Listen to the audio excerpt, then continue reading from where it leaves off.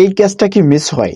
বাংলাদেশে বলেই কি এরকম হয়? এর আগে আমরা দেখেছি মুস্তাফিজুর রহমানের বলে ক্যাচ মিস মানে একেবারে ইজি। এখন আমরা দেখলাম সাকিব আল হাসানের বলে এটা মানে কোনোভাবে ক্যাচ মিস হওয়ার কথা না। মানে এর থেকে সহজ ক্যাচ হতেই পারে না, তারপরেও কিন্তু মিস করলো IL T20-তে। কারণ পোলার্ড যেমন একরকম শত্রুতাই করে নিল সাকিব আল হাসানের সঙ্গে, কেননা 2 ওভার বল করেছেন, রান একেবারে কম দিয়েছেন। এরপরে সাকিব আল হাসানকে বল দেওয়া হবে এমনটাই কিন্তু সবাই আশা করেছিল। বিশেষ করে যারা বাংলাদেশি সমর্থক ছিল, সাকিবের ফ্যান গুলো ছিল, তারা কিন্তু তাকিয়েছিল জাস্ট টিভি স্ক্রিনের দিকে, মোবাইল স্ক্রিনের দিকে, যে আর 1 ওভার অন্তত সাকিব আল হাসান করবে, সেই ওভারটা ভালো করে কত বা খারাপ। কিন্তু সাকিবকে আর বলই দেওয়া হলো না।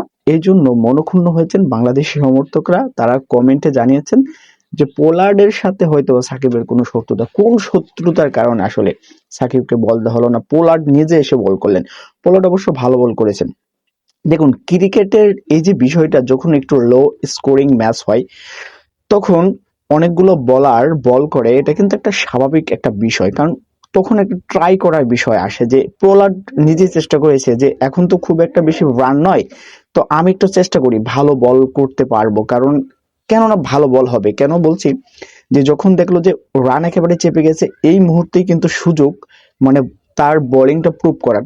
কারণ পোলার্ড কিন্তু বল করেছেন, ভালো বল করেছেন, তিনি প্রুভ করেছেন তিনি ভালো বল করতে পারেন। ভবিষ্যতে হয়তো বা কোনো কোনো ম্যাচে 2-1 ওভার করবেন, এটা একটা যাচাই বাছাইয়ের একটা প্রক্রিয়া। অন্য আরো বলারও কিন্তু বল করেছেন। এখন আরেকটা বিষয় হতে পারে সাকিব আল হাসানকে বল না দেওয়ার, সেটা হলো Moeen Ali left handed batsman, তিনি অনেকক্ষণ ক্রিজে টিকেছিলেন। সাকিব আল হাসানের বলে অবশ্য তিনি ক্যাচ দিয়েছিলেন, সেটা ধরতে পারেনি। এখন এই মঈন আলী যে কোনো মুহূর্তে সাকিব আল হাসানের উপর চড়াও হতে পারে, এমন একটা মনোভাব কায়রন পোলার্ডের ভিতরে ছিল। ক্রিকেটের বিশ্লেষণের দিক থেকে আসলে বলতে চাই, যেমন একটা মনোভাব হয়তো কায়রন পোলার্ডের মাথায় ছিল, যে কারণে সাকিব আল হাসানকে আর বল দেওয়া হয়নি। তো দর্শক, আপনারা কি মনে করছেন কেন সাকিব আল হাসানকে বল দেওয়া হলো না? বাংলাদেশি বলে নাকি এটা জাস্ট একটা গেম প্ল্যান ছিল? অবশ্যই কমেন্টে জানাবেন।